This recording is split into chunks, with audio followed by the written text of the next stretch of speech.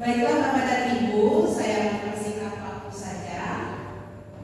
Pada kesempatan hari ini, saya akan mempresentasikan pembelajaran kebutuhan dasar manusia dan dunia berkualitas yang akan dibahasnya tentang disiplin positif dan nilai-nilai kebajikan universal.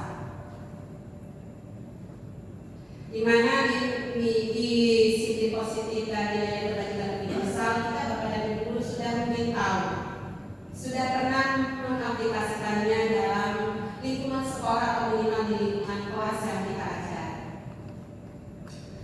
Keberagaman yang kita mungkin pernah cermati dari tingkah laku siswa ataupun kejadian-kejadian yang pernah kita temui itu bisa berkaitan dengan disiplin, mungkin hal-hal yang pernah kita lihat dan nampak sendiri kita berarti banyak tentang disiplin atau ada yang indisipliner, di mana nilai-nilai kebajikannya sebagai Bapak dan Ibu mungkin sudah tahu, tapi mana sih yang sebetulnya yang lebih spesifik tentang nilai-nilai kebajikannya.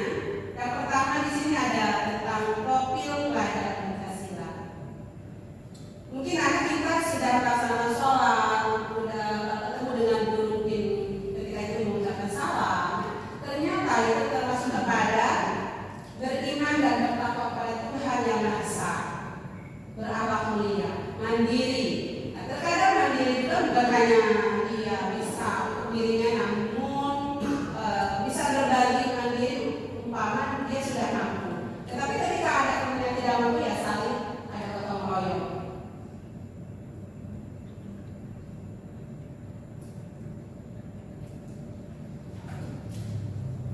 Yang kedua, di nilai-nilai kebajikan, di sini ada sikap murid. Ya saya yang pertama toleransi. Kadang siswa juga kan tidak toleransi. Ada berbeda agama, kadang di situ mah agamanya ini, padahal tidak begitu. Kita saling menghargai. Guru juga bisa menghargai terhadap anak murid, begitu juga murid terhadap gurunya. Ada guru yang nonis, ya tetap kita saling menghargai.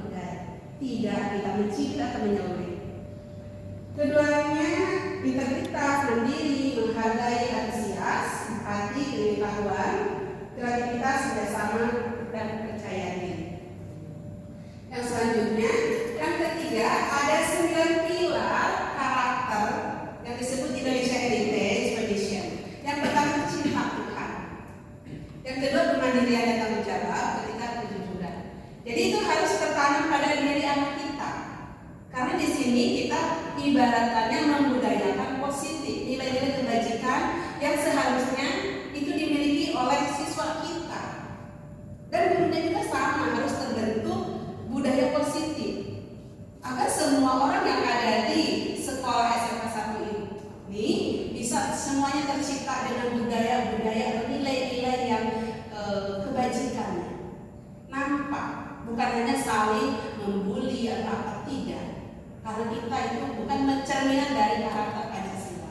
Selanjutnya Pak Den, yang selanjutnya ada petunjuk seumur hidup dan keterampilan hidup. Di sini kita harus dapat dipercaya. Artinya ketika kita mendapatkan amanah, nah itu laksanakan sesuai apa yang tadi dipesankan atau diamanahkan. Jangan sampai kita langgar.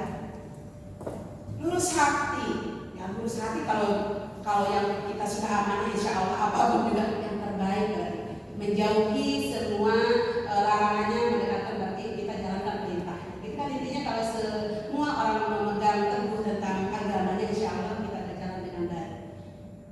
Pendengar yang aktif, tidak merendahkan orang lain, memberikan yang terbaik ya kepada orang lain, memberikan kita contoh-contoh yang baik. Kalau kita memberikan contoh yang terbaik, kan orang juga sih itu juga orangnya begitu, kan ya begitu juga.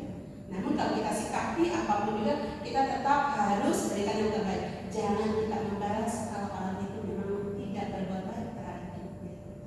Selanjutnya Pak Den, di sini juga ada petunjuk hidup. Nah kita manusia harus punya petunjuk hidup, rasa peduli, penalaran, kerjasama dan sebagainya. Di sini bisa dilihat mungkin di slide ya karena terlalu banyak. Saya menyebutkan satu persatu, langsung saja ke the seven essential values. Jadi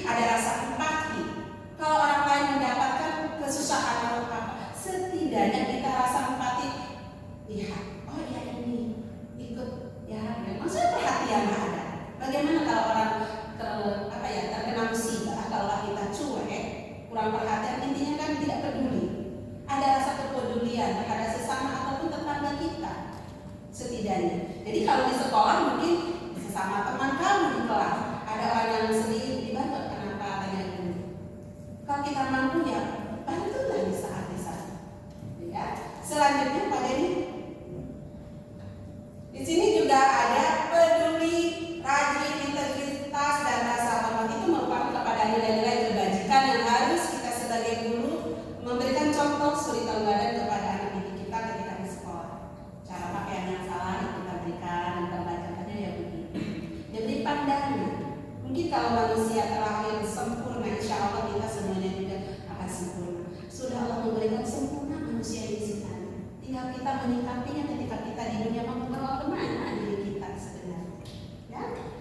Jadi di sini banyak sekali di nilai kebajikan yang harus kita pakai dan terapkan dalam kehidupan kita sehari-hari di sekolah atau di rumah pun sama.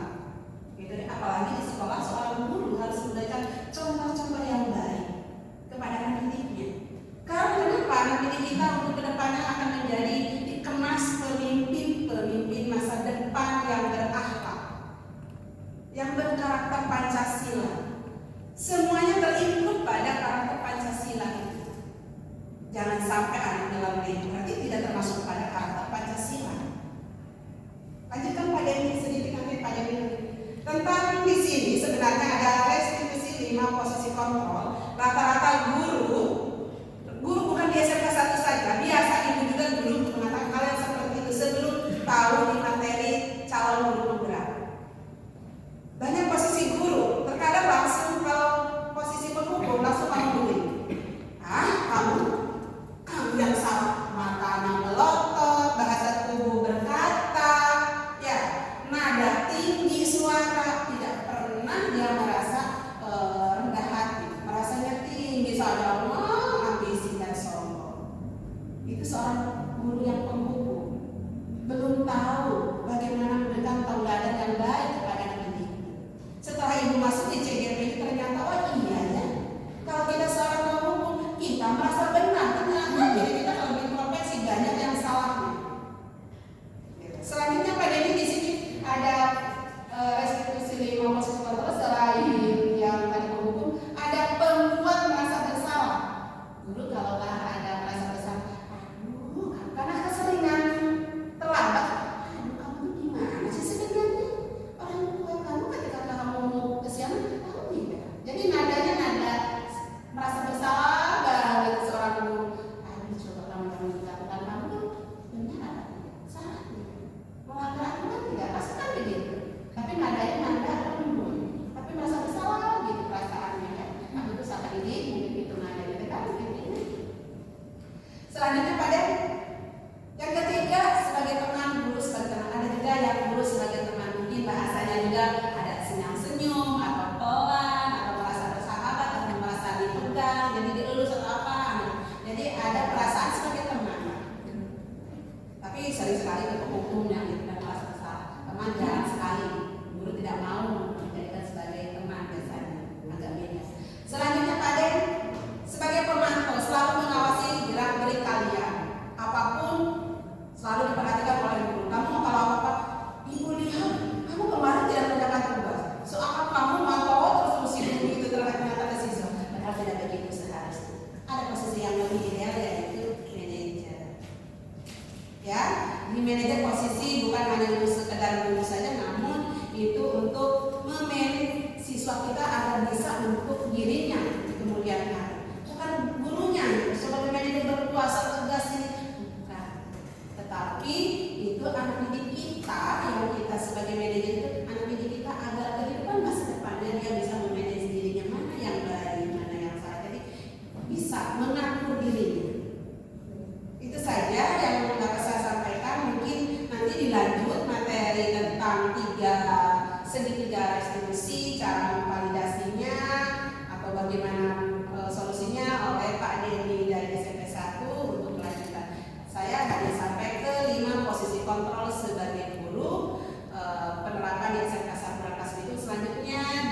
dilanjutkan oleh teman saya Pak Denny. Enggak Pak Denny, silakan. Baik, terima kasih. Suaranya kenceng ya, luar biasa. Orang lapangan gini. Selanjutnya saya akan coba presentasikan terkait segitiga restitusi. Ya, langkah dan teori kontrolnya ada 3, yaitu menstabilkan identitas. Ya, kita semua melakukan hal terbaik yang bisa kita lakukan. Itu ya. Yang keduanya adalah validasi tindakan yang salah. Ya, semua berlaku memiliki alasan. Jadi, ketika murid kita salah, jangan dijudge kamu salah, tapi kita harus tahu dulu, ditanya dulu, kamu kenapa? Contoh, dia datang terlambat ke sekolah, tapi jangan bilang kamu datang terlambat begini-begini. Tapi harus tahu dulu kenapa kamu datang terlambat. Ya, harus tahu dulu seperti apa, alasannya apa kamu datang terlambat. Itu ya, itu memvalidasi. Kemudian menanyakan keyakinan. Kita semua memiliki motivasi internal. Jadi keyakinannya kita sudah buat keyakinan. Jadi kamu yang kamu lakukan salah. Ya, jadi yakinkan seperti itu. Dilanjut. Segitiga restitusi stabilitas identitas bentuk pernyataannya seperti ini. Setiap orang pasti pernah melakukan salah. Setiap orang pasti pernah melakukan salah. Kamu bukan satu-satunya orang yang pernah melakukan hal ini. Ya, ini contoh. Terus ada cara yang lebih efektif untuk mendapat apa yang kamu butuhkan. Itu pernyataannya. Kemudian meyakinkan keyakinan. Bentuk pernyataannya adalah keyakinan kelas apa yang telah kita sepakati. Biasanya dilakukan ketika ini keyakinan kelas terlebih dahulu. Ya, kemudian ketika murid kita melakukan kesalahan, baru kita lihat kelas seperti apa. Seperti itu. Ya, kamu ingin menjadi orang seperti apa? Itu tentang pernyataannya. Kemudian dilanjut. Contoh dialog ditampilkan identitas seperti ini. Bagian dasar dari segitiga bertujuan mengubah identitas anak dari orang yang gagal karena melakukan kesalahan jadi orang yang sukses. Jadi mengubah identitas anak dari orang yang gagal karena melakukan kesalahan. Ketika anak melakukan kesalahan, ya, kemudian kita perbaiki, kita lakukan pendekatan supaya ketika dia melakukan kesalahan tidak diulang lagi, maka si anak itu akan menjadi lebih berkarakter. Seperti itu. Ya. Kemudian contoh dialog tentang validasi tindakan. Ya, di validasi tindakan atau menyelesaikan tindakan. Kalimat-kalimat bagi mungkin terdengar asing buat guru, namun bila dikatakan dengan nada tanpa menghakimi akan memvalidasi kebutuhan mereka. Contoh seperti ini. Padahal kamu bisa melakukan yang lebih buruk dari ini, ya. Padahal kamu bisa melakukan yang lebih buruk dari ini. Contoh validasi, ya. Kamu pasti punya alasan apa melakukan hal itu. Yang harus saya katakan yang terkait masalah datang terlambat, ya. Lebih baik kamu datang aja kalau ada terlambat seperti itu, ya kan? Ya. Makanya itu akan lebih menyakitkan kalau bahasa seperti itu. Ya, dilanjut. Contoh dia menanyakan keyakinan, ya. Apa yang kita percaya sebagai kelas atau keluarga. Jadi kita akan membuat keyakinan kelas terlebih dahulu, kemudian kita tanyakan dari keyakinan itu seperti apa sih? Apa yang kamu lakukan? Coba lihat di keyakinan itu. Sama nggak apa yang kita buat? Kamu salah atau tidak? Seperti itu. Kemudian contoh dialog tentang menanyakan keyakinan misalnya. Penting untuk menanyakan ke anak kehidupan seperti apa nanti yang mereka inginkan. Ya, ketika anak itu yang disiplinnya tidak baik, tidak kurang baik, ya, kamu mau jadi apa sih? Seperti itu, ya. Kalau kamu mau jadi orang sukses, jadi kamu harus menjadi orang yang paling disiplin terlebih dahulu. Disiplinkan diri kamu terlebih dahulu, ya. Kedepannya, kalau kamu sudah disiplin, maka kamu akan menjadi orang sukses. Seperti itu. Contoh dialog, lanjut.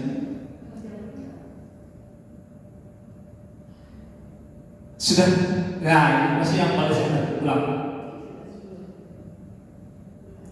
Ya. Naik ke bawah. Nah, ini contoh dialog, ya. Ini seorang manajer. Biasanya kalau manajer itu kan, kalau kita sebagai penghukum datang langsung, ngomongnya udah kemana-mana deh, ya.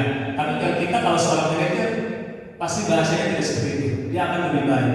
Contoh begini, guru, Adi, apakah kamu mengetahui jam berapa sekolah dimulai? Adi menjawab, tahu Pak, jam 7.00.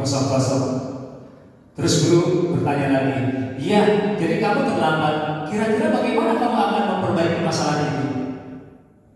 Adi menjawab, saya bisa menanyakan teman saya Pak, untuk mengejar tugas yang tertinggal. Guru, baik, itu bisa dilakukan. Apakah besok akan ada masalah untuk kamu agar bisa hadir tepat waktu ke sekolah? Adi menjawab, tidak Pak, saya bisa hadir tepat waktu. Guru, baik, saya hargai usahamu untuk memperbaiki diri.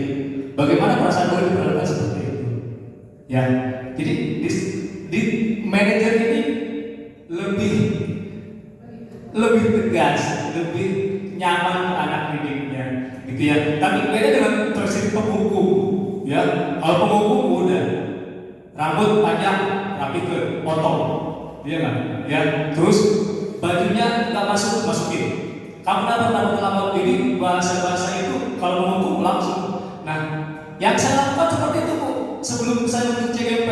Tapi setelah itu CGP, saya tahu, oh ternyata ya harus memperbaiki diri. Jadi seperti itu. Nah, ini posisi manajer ini, posisi kita seorang guru ya harus lebih, yang lebih idealnya sih. Itu ya Bu ya. Jadi pengalaman sebelumnya yang sebelumnya saya tidak tahu tentang di CGP ini, akhirnya terjawab sudah. Oh ternyata kita itu bukan sekadar posisi kontrol, kita bukan di posisi yang menghukum saja, bukan teman saja. Justru kita harus ada di sini posisi. Gitu ya. Itu saja Bu yang bisa saya presentasikan. Setelah itu nanti saya kembalikan dulu ke Bu Haji Admina, mangga. Baik, terima kasih Pak Denny. Sedikit saya akan merefleksi apa yang tadi sudah disampaikan dari saya sebagai narasumber dan Pak Denny. Kedua-duanya sudah menyampaikan. Kita kaitkan sedikit dengan filosofis pendidikan nasional, yaitu dari Bapak Pendidikan Indonesia Ki Hajar Dewantara. Masih ingatkah semboyannya? Ada yang tahu Bapak dan Ibu?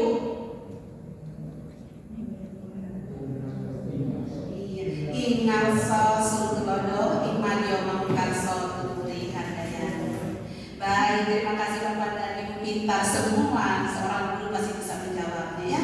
Karena di sini kelima posisi kontrol itu sebenarnya untuk guru, tetapi jangan kita yang pakai penghukum Pak. Kalau sudah tahu cara menghukum itu kurang baik sebenarnya. Kalau kita rasanya benar saja di sini, tetapi kalau kita dievaluasi sama, kita pun banyak kekurangannya. Kalau di posisi yang ideal ini, yang manajer itu sangat luar biasa. Nah minimal mungkin sebagai teman itu agak suaranya direndahkan. Tidak di posisi pemantau atau di posisi merasa bersalah pun, kita minimal sebagai teman ke anak didik kita. Jadi dia tidak terlalu kaku ketika kita berhadapan dengan guru-guru, berhadapan mahasiswa. Oh begini cara menyikapinya ketika ada permasalahan. Bisa dipahami dan Bapak dan Ibu guru, kita mengingatkan ke filosofis pendidikan nasional saja. Guru itu hanya memberikan suri teladan contoh-contoh yang baik untuk anak didik kita, agar anak didik kita bisa sukses di kemudian hari, menjadi orang yang berguna, untuk menjadikan dirinya seorang pemimpin yang di masa depan yang dia harapkan oleh pemerintah dan diri kita juga sebagai dirinya, untuk mencapai apa? Kebahagiaan yang kita inginkan, ya kan? Kalau sudah tercapai, pasti rasa bahagia yang dicita-citakan dia, ibaratkan dulu ketika sekolah beranak-anak ini jadi tercapai. Nah, di sanalah merasa ada kepuasan tersendiri bagi siswa yang dulunya saya punya angan-angan ini, cita-cita. Nah, sebagai guru tinggal membimbing dan menuntun siswanya sesuai bakat dan minat. Ya, jadi ketika jadi guru kita sekolah tolonglah minimal sekarang sudah tahu keilmuannya, jangan menjudge anak seakan kita yang benar, ternyata itu salah. Berikan yang terbaik untuk anak didik kita di kemudian hari, semoga menjadi anak-anak yang berkarakter Pancasila sesuai dengan filosofis pendidikan nasional. Dan jangan sekali langsung merasa yang benar, hukum tidak. Ya, tanya dulu ada segitiga restitusi yang tadi menyebabkan keadaan, validasi, dan menanyakan keyakinan kelas kita yang sudah disepakati di kelas. Makanya tadi pun saya membuat keyakinan kelas di P5BK di kelas 10 TNI. Saya membuat kesepakatan kelas dulu tanpa membuat kesepakatan, yaitu yang dinamai keyakinan kelas yang antar siswa semua menyetujui, yang ide-idenya disumbangsikan yang kita setujui mana. Sekiranya tidak, ya keluarkan kata-kata yang dari anak-anak tadi masukkan. Untuk apa? Nanti dia tidak melanggar apa yang merasanya tadi benar, ternyata salah, merasa salah, ternyata benar. Nah, kalau sudah ada keyakinan kelas di sana, nah itu sesuai kita simpan. Nanti kalau sudah ada, simpan di mading kelas. Semuanya akan mengikuti kata aturan yang kita sudah yakinkan bersama satu kelas itu. Jadi Bapak dan Ibu guru, semoga apa yang tadi saya sampaikan bersama Pak Denny, mudah-mudahan ada manfaatnya untuk kita sebagai guru menjadi guru yang berkarakter Pancasila, yang berbudi pekerti. Itu saja Bapak dan Ibu, mohon dengan sangat kekurangan dan kelebihannya kami dari para narasumber berdua ini mohon dimaafkan karena manusia tak luput dari salah dan hilaf. Allahumma afiq bila awamil wassalamualaikum warahmatullahi wabarakatuh. Waalaikumsalam warahmatullahi wabarakatuh.